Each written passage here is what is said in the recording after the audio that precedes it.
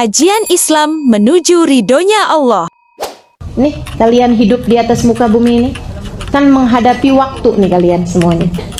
Nah, terhadap waktu-waktu ini Allah Subhanahu wa taala kasih tahu, innal insana lafi khusr. Semua manusia hidupnya sia-sia. Semua manusia hidupnya rugi. Semua manusia lelahnya nggak berarti. Semua manusia mereka jadi nggak punya nilai apa-apa, kata Allah. Kebanyakan hidup manusia nih nggak ada artinya, rugi, begitu ya, nggak bermakna, lelah mereka nggak ada artinya apa-apa. Allah kemudian kasih tahu, kecuali kalau kamu bisa nempuh ini, kata Allah, ini jalan bahagia kalian, jalan senang kalian, biar kalian nggak mudah lelah. Apa itu ya Allah? Illal ladzina amanu wa amilus shalihat wa tawasau bil haq wa tawasau bis sabr. 3 hal kalau kalian lakukan menjadikan kalian menjadi bermakna hidupnya, bahagia hidup kalian di dunia sebelum akhirat, hingga kalian mendapatkan seindah-indah kebahagiaan nanti di hari akhirat. Dan teman-teman sekalian, 3 hal ini kalau kau mengerjakannya, kalau kau memilikinya, maka akan membuatmu tidak mudah lelah, karena kamu menjadi lillah. Gimana itu 3 hal tersebut? Yang pertama, illal ladzina amanu. Kedua, wa amilus sholihat. Ketiga, tawasau bil haqqi wa tawasau bis sabr. 3 hal tersebut. Teman-teman sekalian saya muliakan, yang pertama beriman. Beriman. Jangan pernah lupa sama Allah. Jangan pernah lupa sama Allah. Kalau Allah yang menjadi tempat tujuanmu, kalau Allah yang menjadi satu-satunya tujuanmu, kamu tidak akan mudah lelah, teman-teman sekalian. Dan saya mendapati orang-orang yang seperti itu nggak mudah lelah, karena mereka lillah, karena mereka imannya luar biasa pada Allah Subhanahu wa taala. Saya punya guru namanya Hubabah Nur Abdul Habib Muhammad Al-Haddar.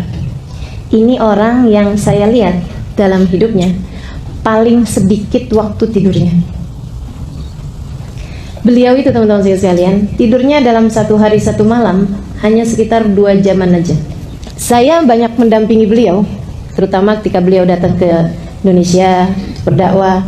Jadi saya cerita ini bukan sebagai dongeng atau katanya, saya melihatnya dengan mata kepala saya sendiri, teman-teman sekalian. Gitu. Beliau mengajar, beliau berdakwah. Kalau di negerinya, beliau menjamu tamunya. Tadi pagi ada yang sarapan di sini 200 orang. Dan itu beliau turun di dapur masak.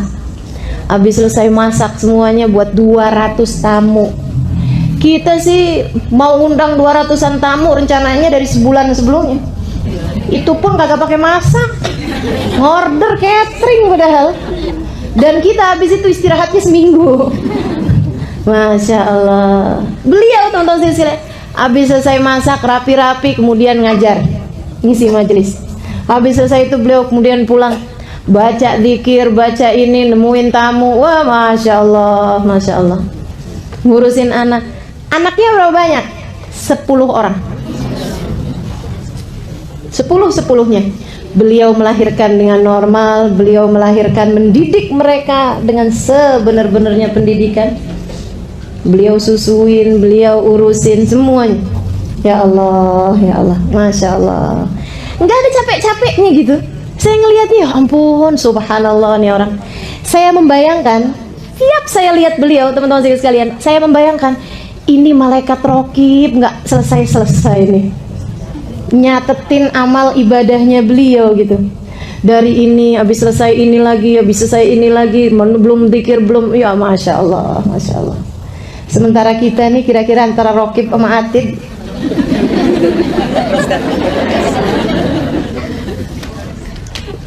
Saudara sekalian yang saya muliakan, 1 hari menantu beliau cerita, waktu kedatangan beliau sekitar 3 tahunan yang lalu, 4 tahunan yang lalu di Indonesia, ada menantunya bercerita.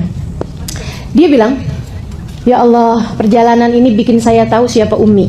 Maksudnya siapa ibu mertuanya itu.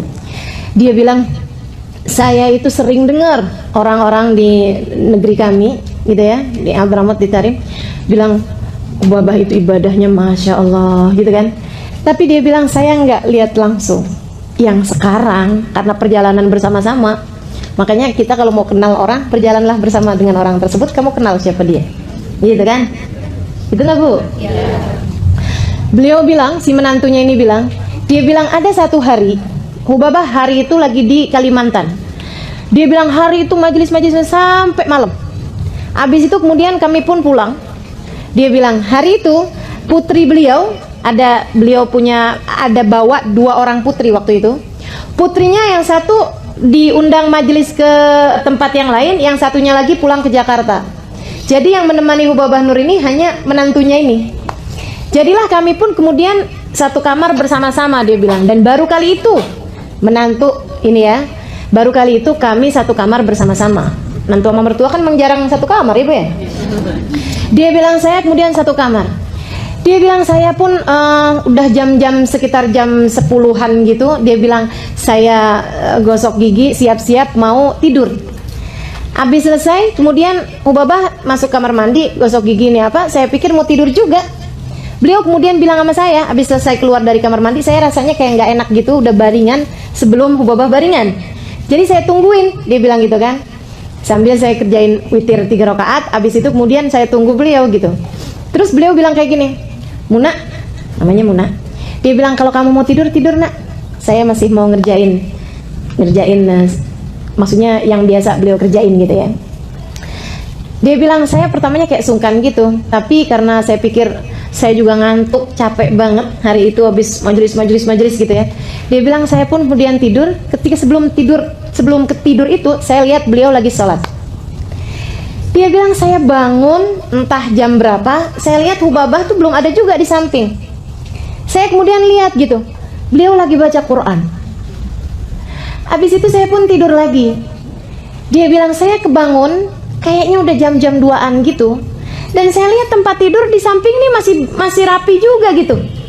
Saya pikir Umi mana sih, udah rada gelap, beliau udah gelapin gitu. Tapi ternyata beliau nggak ada, adanya lagi sujud. Saya nggak lagi baringan di sofa atau apa, tapi masih lagi mengerjakan sholat, masih dengan mukenanya juga lagi sujud. Dia bilang saya pun kemudian tidur lagi yang capek banget gitu ya. Habis itu saya dibangunin, yuk Muna kita sholat subuh nak. Dia bilang dan saya tahu persis karena tempat tidur kami masih rapi, tempat tidur beliau sisinya tuh masih rapi. Dia bilang pagi hari beliau kemudian baca dikir-dikirannya sampai terbit matahari. Habis itu kemudian beliau sholat duha ini apa? Habis itu dijemput untuk majelis. Dan beliau datang dengan penuh semangat, habis mandi gitu. Dia bilang saya dapetin beliau itu nggak ada rasa lelah, nggak ada rasa capek. Saya hanya mendapati beliau sempat ketiduran di dalam mobil ketika membawa kami pergi ke majelis itu. Dia bilang itu aja tidur beliau. Dari sekitar 24 jam saya mendapati bersama dengan beliau. Ketiduran di mobil, itu doang yang dianggap sebagai tidurnya. Dan mereka sehat teman-teman sekalian. Dan mereka nggak lelah teman-teman sekalian. Kenapa? Di depan mereka berdirikan tujuan mereka, ridho Allah subhanahu wa ta'ala dan surga sebagai tempat kembalinya. Salah satu dari teman saya yang ikut dalam rombongan tersebut, ada salah satu sahabat saya dari Abu Dhabi. Dia cerita dalam rihlah tersebut, dia bilang gini, berapa waktu yang lalu Ustazah Halimah, dia bilang kami lagi bicara-bicara, ngobrol-ngobrol antara Hubabah Nur, putri-putrinya sama rombongan yang memang datang dari negeri Arab. Semuanya pada ngeluh gitu, ya ampun sudah capek banget nih, capek banget bahasa kita ya, udah lelah sekali gitu, berapa hari kita kurang tidur, berapa hari kita perjalanan terus. Ada lagi satunya ngadu lagi, iya anak yang saya tinggalin sampai telepon, mama kok nggak pulang-pulang, gini begitu, semuanya gitu. Sampai kemudian habis mereka pada curhat gitu, pada ngomong kayak gitu, mereka capek gini gitu, Hubabah bilang, bener nih yang saya ceritain tadi nih, yang hanya 2 jam aja tidur beliau itu pun juga sudah beliau anggap banyak gitu ya. Beliau bilang seperti ini teman-teman sekalian. Dia bilang iya nih, saya juga capek. Dengerin teman-teman sekalian, saya juga capek. Karena capek adalah sesuatu hal yang normal untuk dirasakan. Dia bilang saya juga capek. Terus si ini anaknya beliau yang paling kecil tadi telepon katanya gitu. Dia bilang mama nih nggak pulang-pulang, Umi nih nggak pulang-pulang. Kapan dong Umi pulang? Gitu. Dia bilang saya juga pengen pulang, maksudnya pengen cepat ketemu juga sama dia gitu. Saya kangen sama dia, kata Hubabah. Normal sekali teman-teman sekalian, sebagai manusia berasa rindu, sebagai manusia berasa lelah. Beliau bilang, tapi saya juga kalau di rumah, maksudnya di Tarim, dia bilang saya juga capek. Dan semua orang juga tahu itu. Jamu tamu, sampai tamunya nggak habis-habis teman-teman sekalian. Punya pondok pesantren, mengajar di pondok pesantren tersebut, mengisi kajian-kajian di seluruh kota Tarim dan sekitarnya. Dan bersama dengan itu ibadahnya, zikirnya, Qur'annya nggak pernah selesai-selesai. Anaknya 10, kebayang. Suaminya ulama, kebayang. Kayak apa lelahnya gitu. Beliau bilang, tapi saya juga di mana-mana juga capek. Saya pulang ke rumah pun saya juga capek. Ya udah nggak apa-apa deh. Nih, ini poin nih. Nggak apa-apa deh, saya capek-capek di dunia. Ntar saya mau istirahat kalau udah masuk dalam kuburan. Saya akan istirahat kalau saya sudah masuk dalam kuburan. Kata teman saya yang cerita ini dari Abu Dhabi ini, dia bilang, saya sering dengar istilah lelah-lelahlah kamu di dunia, nanti biar di hari akhirat kamu istirahat. Saya sering dengar istilah itu. Tapi ketika itu diucapkan oleh seseorang yang kami tahu beliau telah menjadikan hidupnya untuk Allah Subhanahu wa Ta'ala, berlelah-lelah tanpa ada henti-hentinya, tanpa ada istirahatnya, tanpa ada pikniknya, tanpa ada kayak ya itulah gitu ya.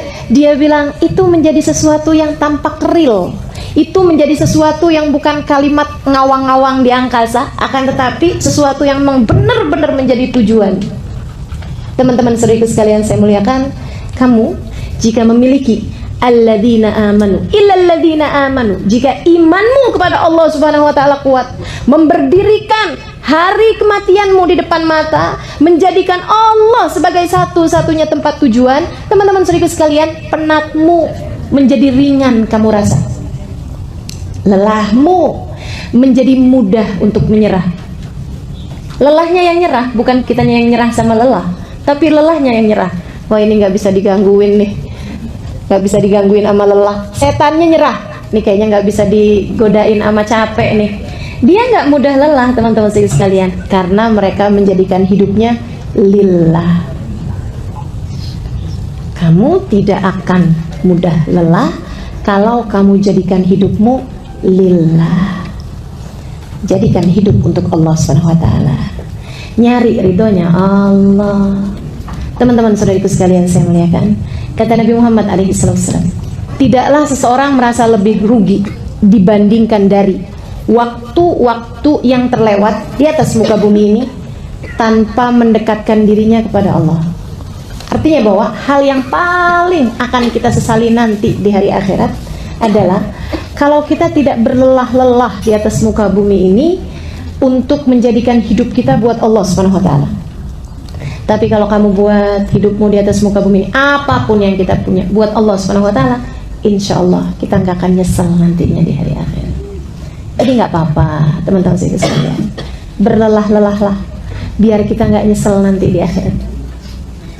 Nggak apa-apa, harus ada capek-capeknya hidup di dunia, gitu ya, biar nanti di hari akhirat kita nggak dicapekkan dengan hisab, dengan azab, dengan neraka, dengan segala kegaduhan-kegaduhan di hari akhirat nanti. Teman-teman sekalian, yuk kita berbuat di dunia ini agar nanti di dalam kuburan kita sungguh-sungguh dapat beristirahat dengan tenang. Amin ya rabbal alamin. Saudara sekalian saya muliakan, illal ladzina amanu, kecuali orang-orang yang beriman. Nah, untuk urusan beriman nih, teman-teman sekalian, seenggaknya kamu mesti punya 3 poin. Apa aja itu? Yang pertama, kalau nggak pengen lelah nih ya, hidup di dunia ini lelahnya jadi nggak terasa gitu. Urusan beriman ini kamu mesti punya 3 poin. Yang pertama, ingat sama tujuan. Ingat sama tujuan. Tujuan kita adalah mau dapat ridhonya Allah Subhanahu wa Ta'ala. Teman-teman sekalian, orang loh mau dapat ridhonya suami itu aja penuh perjuangan, betul nggak? Orang mau dicintai sama siapa misalnya, sama pejabat misalnya gitu ya, mau deket sama pejabat itu aja perlu perjuangan. Mau deket sama orang hebat perlu perjuangan, bukan? Maka teman-teman sekalian, bagaimana pula dengan mau mendapatkan ridho Allah Subhanahu wa Ta'ala? Apa menurutmu tidak perlu perjuangan? Jika cinta manusia aja itu selalu dijadikan sama orang-orang sebagai hal yang membuat ringan sebuah pengorbanan, maka bagaimana pula dengan cinta Allah Subhanahu wa taala? Teman-teman pernah nonton film India nggak? Selalunya kalau di film-film India tuh cinta itu digambarkan dengan harus berkorban, kan begitu? Ya emang iya teman-teman sekalian. Bagaimana kamu berkorban untuk cintamu terhadap anakmu, ya kan? Bagaimana kamu berkorban untuk cintamu terhadap suamimu, untuk cintamu terhadap orang tuamu. Pasti yang namanya cinta pasti perlu pengorbanan. Itu Allah lagi mau ngajarin teman-teman sekalian. Kalau cinta manusia aja kamu untuk mendapatkannya perlu pengorbanan seperti itu, bagaimana pula dengan cinta kepada Allah Subhanahu wa taala? Kalau ngaku cinta, ya berbuatlah, berkorbanlah. Tancapkan cita-cita depan mata. Tancapkan tujuan depan mata. Apa tujuannya? Ridhonya Allah. Asli loh teman-teman sekalian. Kayak apapun kita bikin dari kelelahan-kelelahan, ibadah-ibadah, jungkir balik misalnya gitu ya, dalam ibadah pada Allah Subhanahu wa taala di atas muka bumi ini. Kalau nanti di saat ajal menjemput kita, kemudian Allah bisikkan di telinga kita, ya ayyatuhan nafsul mutmainnah irji'i ila rabbiki radiyatan mardiyah fadkhuli fi ibadi wadkhuli jannati. Wahai pemilik jiwa yang tenang, kembalilah kamu kepada Tuhanmu, radiyah, kamu diridhoi, mardiyah, radiyah, kamu ridho kepada Allah, mardiyah, kamu diridhoi oleh Allah. Fadkhuli fi ibadi, masuklah kamu ke dalam golongan hambaku, wadkhuli jannati, masuklah kamu ke dalam surgaku. Segala lelahmu terbayar sudah. Andai kamu lelah kayak apaan hidupnya, tapi begitu Allah Subhanahu wa taala menerima kamu, nggak ada lagi rasa lelah tersebut, nggak ada artinya apa-apa, nggak ada artinya apa-apa teman-teman sekalian. Allah pandai menghargai usaha. Allah tuh sesuatu hal yang kamu kerjakan, kalau Allah terima, masya Allah, masya Allah. Makanya taruh tujuannya depan mata, sehingga menjadi ringan apapun yang kamu kerjakan di atas muka bumi ini. Tujuan yang pertama, teman-teman sekalian saya muliakan, paham tujuan. Yang kedua, buat skala prioritas. Kalau kamu beriman, maka buatlah skala prioritas, gitu ya. Nih hidup kita nih nggak ada yang masa percobaan loh. Ada nggak yang hidupnya sekarang ini lagi masa percobaan? Jadi salah-salah nggak apa-apa deh, lagi masa percobaan. Kamu saya kasih 2 kali hidup, gitu ya. Yang sekarang salah-salah nggak apa-apa, nanti habis itu baru benernya ya. Ini nih masih ujian, tapi ujian bayangan, ujian yang benernya ntar. Ada nggak yang hidup kita kayak gitu? Nggak ada teman-teman sekalian. Hidupmu yang sekarang inilah dia hidupnya. Kalau kamu kehilangan hidup yang ini, kalau kamu kemudian tidak berbuat di hidup yang ini, kamu nggak akan punya apa-apa teman-teman sekalian. Buatlah skala prioritas. Kalau yang kamu kerjakan di dunia ini hanya untuk dunia, maka dengan apa kamu akan pulang kepada Allah Subhanahu wa taala? Mau bawa apa? Saya mau sholat duha biar rezekinya lancar. Saya mau baca Quran biar suami saya sayang. Saya mau tahajud biar anak dapat kerjaan yang bagus, biar anak bisa sekolah yang bagus, biar anak cepat dapat jodoh. Misal gitu. Teman-teman sekalian yang saya muliakan, tujuanmu ngerjain berbagai macam hal enggak lillah. Tujuanmu menghadapi berbagai macam, menjalanin semuanya cuman karena pengen dunia. Ntar di hari akhirat apa yang kamu mau bawa? Ya Allah, saya punya duha. Kata Allah, duha kamu kan cuman kepengen rezekinya aku tambahin. Sudah aku tambahin tuh waktu di dunia. Saya punya tahajud ya Allah. Tahajud kamu kan biar waktu itu tanahnya cepet laku. Kan sudah laku. Saya punya Quran ya Allah. Kamu waktu baca Al-Quran itu kan kepengen disayang sama suami. Sudah aku beri waktu di dunia. Sekarang dengan apa kamu menghadapku? Jadi gak punya apa-apa teman-teman sekalian. Makanya difahami makna prioritas dalam hidup. Allah dulu. Man wajadallah faman ladhi yafqiduh. Katanya seorang ulama, siapa dia mendapati Allah, dia merasa kehilangan dari apa? Orang kalau dapat Allah, dapat segalanya. Wa man lam yajidillah fa ayyu syai'in yajid. Dan orang yang kehilangan Allah, nggak dapat Allah SWT dalam hidupnya, apa yang dia dapat? Nggak dapat apa-apa. Walaupun kamu kaya, walaupun kamu berpendidikan, walaupun kamu cantik, walaupun kamu disayang sama suami, walaupun kamu dicinta sama anak-anak, walaupun kamu jadi pejabat, walaupun kamu jadi apa aja, selagi Allah murka padamu, kamu tidak ada artinya apa-apa.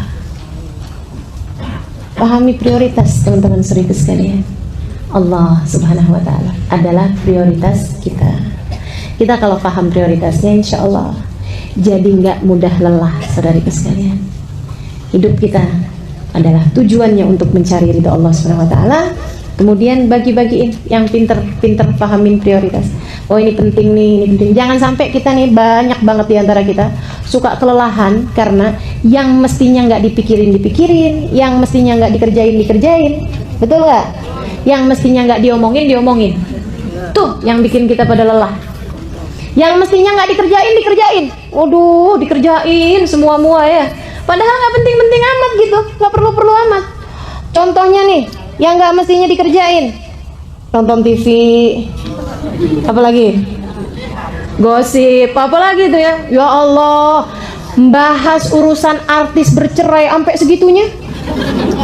Padahal dari perceraiannya artis itu dia nggak dapat apa-apa juga. Gono gini nggak dapet. Tetangga bukan, kenal enggak, dibahas. Ya Allah, mau-maunya gitu. Masya Allah, capek akhirnya. Karena yang nggak mesti dikerjain, kamu kerjain. Yang nggak mesti diomongin, kamu omongin. Nih ya, sama suami diajakin berantem mulu. Diajakin bertengkar mulu suaminya. Ya Allah, ya Allah. Teman-teman saudara sekalian saya muliakan, mohon maaf. Waktu di Donggala sama Palu kena gempa, kena tsunami itu ya, begitu hanya beberapa detik, hanya beberapa menit, kemudian rusak semuanya, hilang, bahkan ada satu kampung hilang ya, itu ya. Saudaraku sekalian yang saya muliakan, kebayang nggak di antara rumah-rumah itu tuh yang kemudian temboknya rusak, yang kemudian rumahnya ambruk, yang kemudian dindingnya rubuh dan lain sebagainya, kira-kira kebayang ya, kira-kira ada nggak gitu waktu mikirin mau ngecat warna apa, suami sama istri pakai berantem dulu? Ada nggak kira-kira? Ada pasti. Sama kita. Kita tuh mau nentuin warnanya dinding aja lo pakai berantem. Maka warna yang ini, jangan dong, itu kan nggak pantas. Masa sih kamar kita warnanya pink? Itu suami kita. Kan jadi ceria gitu bang. Ya Allah, urusan warna aja berantem, mau milih apa aja bertengkar, mau ini aja bertengkar. Masya Allah, kita tahu bahwa ternyata itu nggak ada artinya apa-apa.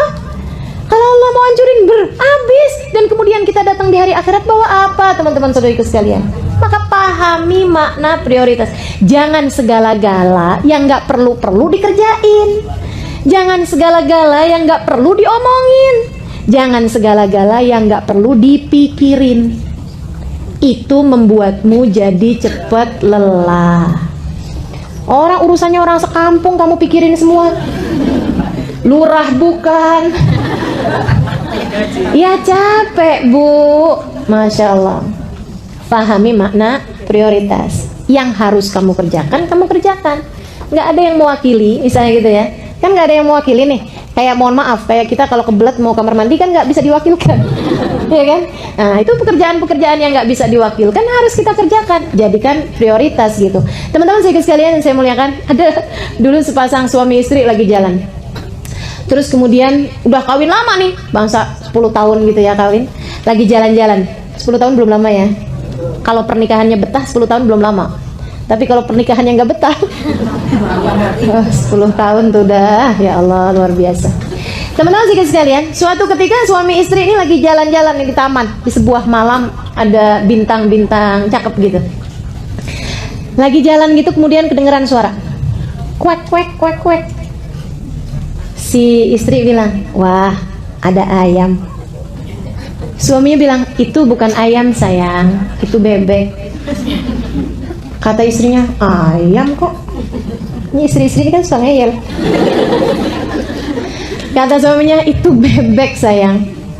Ayam? Itu bebek. Kalau ayam tuh suaranya nggak gitu. Ayam tuh bunyinya petok petok petok. Atau kalau nggak kuruyuk gitu, itu baru ayam. Kalau yang kayak tadi tuh itu namanya bebek. Ayam, kata istrinya. Bebek, ayam, bebek. Habis itu udah diem. Dua-duanya sama-sama diem. Nggak lama kemudian kedengeran lagi suaranya. Kuek, kuek, kuek, kuek, kuek. Suaminya bilang, tuh kan bebek. Istrinya bilang, itu ayam. Itu tuh bebek. Istrinya bilang, itu tuh ayam. Bebek, ayam. Bebek, B-E-B-E-K. Kata istrinya, ayam, A-Y-A-M. Belajar ngija ya. Dia bilang, itu bebek, itu ayam. Pegel si suami sama istrinya yang ngeyel ini. Sampai dia kayaknya mau gampar gitu istrinya. Di saat dia mau gampar tuh istrinya nangis kemudian. Kan cewek gitu senjata ya. Suaminya ketika ngelihat istrinya nangis, dia mau gampar, dia ingat kenapa dia dulu menikahi perempuan ini. Dia ingat di rumah sana ada anak-anaknya, hasil buah cinta mereka berdua. Teman-teman sekalian, ingat ada begitu banyak hal di belakang. Dan kemudian ingat, emang apa peduliku sama ayam sama bebek? Akhirnya suaminya kemudian turunin tangannya sambil bilang, iya betul sayang, itu adalah ayam. Mari kita jalan. Ada berapa banyak hidup kita di atas muka bumi ini kelamaan ngurusin ayam sama bebek. Coba diingat-ingat teman-teman sekalian. Coba diingat-ingat. Dari perbincangan kita dari pagi sampai malam, itu yang kira-kiranya penting, yang kira-kiranya memang harus diomongin, sama yang nggak seharusnya diomongin, banyakan mana coba? Dari sini kita tahu kenapa kita lelah. Kebanyakan ngomongin yang nggak perlu diomongin. Kebanyakan ngurusin yang nggak perlu diurusin. Kebanyakan mikirin yang nggak perlu dipikirin. Teman-teman saudaraku sekalian, berhentilah melakukan itu. Pahami makna prioritas dalam hidupmu, insya Allah kamu tidak akan mudah lelah. Dan prioritasmu yang nomor satu sebagai hamba Allah, sebagai umat Rasulullah, nomor duanya. Yang ketiganya, masing-masing dari kita liatin deh. Ada yang sebagai ibu, ada yang sebagai istri, kan begitu ya? Nah itu prioritas kita tuh. Pekerjaan yang gak bisa diwakilkan oleh orang lain, itu yang seharusnya menjadi prioritasmu, kewajibanmu. Gitu. Teman-teman saudaraku sekalian saya muliakan, pahami makna prioritas itu. Tancapkan dalam hati mana yang tidak akan kamu tinggalkan dari urusan-urusan kamu sebagai hamba Allah, gitu ya. Masa jadi hambanya Allah umur 40 tahun hataman Quran sekali aja belum pernah? Masa jadi hambanya Allah dalam setahun gak ada hatam sekalipun Al-Qurannya? Masa sebagai hamba Allah SWT sampai umur segini gak pernah tahu nikmatnya tahajud, gak pernah bisa istiqomah ngerjain sunnah? Teman-teman saudariku sekalian, hidup yang mana yang akan kemudian kau bawa menuju akhirat nanti? Jika kemudian hidupmu yang sekarang selalu kamu gunakan hanya untuk melakukan yang tidak sebenarnya kamu perlukan. Agar hidupmu tidak lelah, fahami skala prioritas. Mesti cari tahu yang mana yang prioritas dalam hidup kita. Gitu teman-teman sekalian. Nah, buat pahami makna prioritas ini, kamu mesti ngerjain yang ketiganya, ya. Manajemen waktunya tuh mesti diatur teman-teman sekalian. Manajemen waktunya mesti diatur. Gimana sih caranya ngatur manajemen waktu? Nih ya, ada dulu seorang dosen mau ngajarin manajemen waktu sama mahasiswa-mahasiswinya. Dia bawa di kelas itu batu, kerikil, pasir, air. Dia kemudian menuhi satu ember itu, dipenuhin semuanya sama air. Ketika kemudian semua ember itu isinya dipenuhi dengan air, bisa nggak muat pasir? Nggak bisa muat kan? Bisa nggak kerikil dimasukin di situ? Udah penuh, nggak bisa. Tumpah airnya. Bisa nggak masukin apalagi batu? Nggak bisa.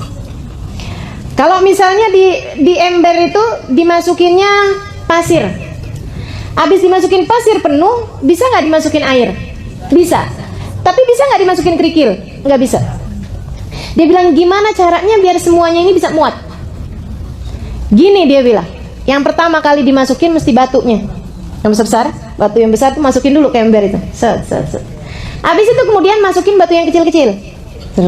Masuk tuh batu yang kecil-kecil. Selah-selahnya kemudian masukin pasir.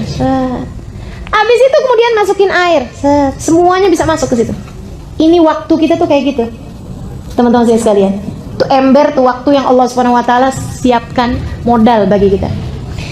Yang batu-batu itu, teman-teman saudariku sekalian, kewajibanmu kepada Allah, kewajibanmu sebagai hambanya Allah, kewajibanmu sebagai siapapun dirimu. Dia wajib makan, kan begitu ya? Iya kan? Nggak bisa diwakilin. Bisa nggak diwakilin? Tolong dong kamu makannya banyak. Makanya itu jadi prioritas gitu. Harus sholat, kita